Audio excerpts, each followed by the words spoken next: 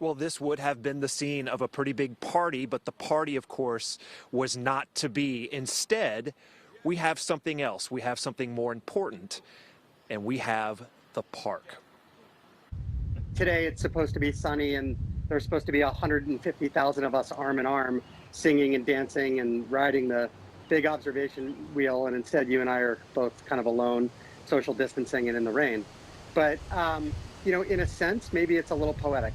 Under a steady rain and the unseeable cloud that has changed all of our lives, Golden Gate Park's 150th birthday was an understated one, at least compared to what had been planned for this day.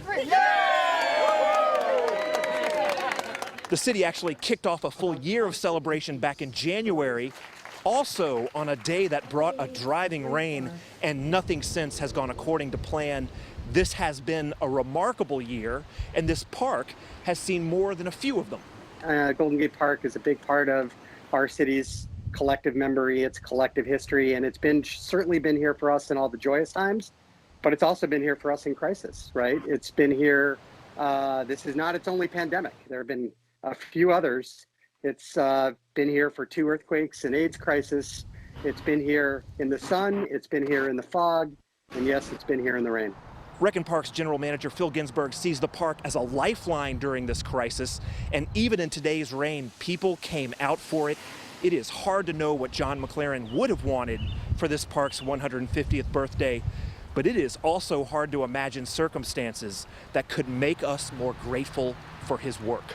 I know we are supposed to be inside as much as possible, and we're supposed to be social distancing, which I hope we're all doing in the park. But the opportunity, wellness means a lot of things. It's both, mental wellness and physical well-being, and the time outside, the time in nature, the time in this beloved 1,017-acre park has never been more important. So what happens to the celebration? Well, as I mentioned, it really started back in January and was supposed to go all year. The big sort of penultimate moment would have been today. It's all just on hold now. You saw the observation wheel is just sitting over there in the music concourse. It's like 60% complete, but sitting there unused. The city hopes to still maybe fire up this whole celebration in a couple months if circumstances allow, but as we all know, uncertainty is really just the overarching story for everyone right now. Brian, we just don't know if that party is going to happen. All righty, in Golden Gate Park, Wilson Walker. Wilson, thank you.